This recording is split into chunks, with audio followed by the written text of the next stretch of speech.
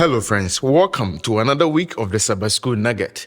Before we begin, I want to say thank you to Cynthia for guiding us through last week's lesson.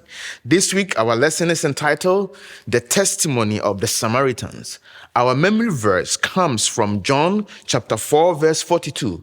Then they said to the woman, "Now we believe, not because of what you said, for we ourselves have heard him, and we know that this is indeed the Christ, the Savior of the world." We all know from reading the Bible, the Jews and the Samaritans did not get along.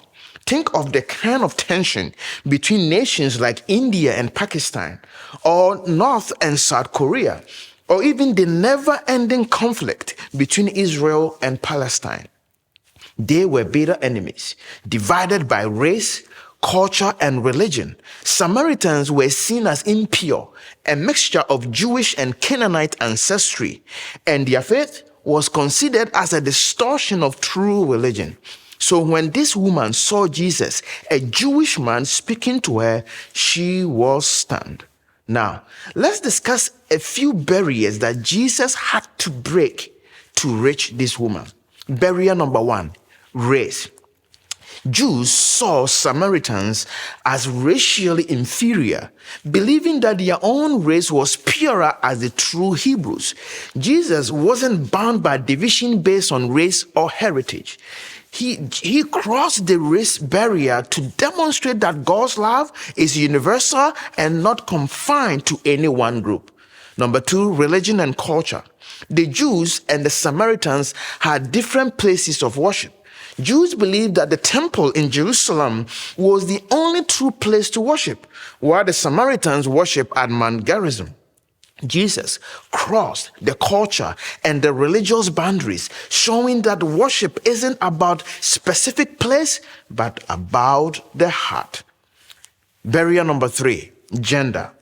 During that time, it was uncommon for man to speak to a woman in public, especially those they did not know. It was even unheard of for a respected Jewish teacher to speak with a Samaritan woman. Yet, Jesus broke this social norm to show that salvation is for everyone, men and women alike. Fourth barrier, morality. This woman was not just a Samaritan, she was a social outcast in her own community. Her visit to the well at noon, when others avoided the heat, hinted at her shame and rejection due to her lifestyle. Jesus knew about her past, yet he didn't reject her, invited her and engaged her in a conversation by offering her living waters of grace. Now, do not miss this important point. The greatest barrier, in my opinion, that Jesus had to break before to have this encounter with this woman was his own disciples.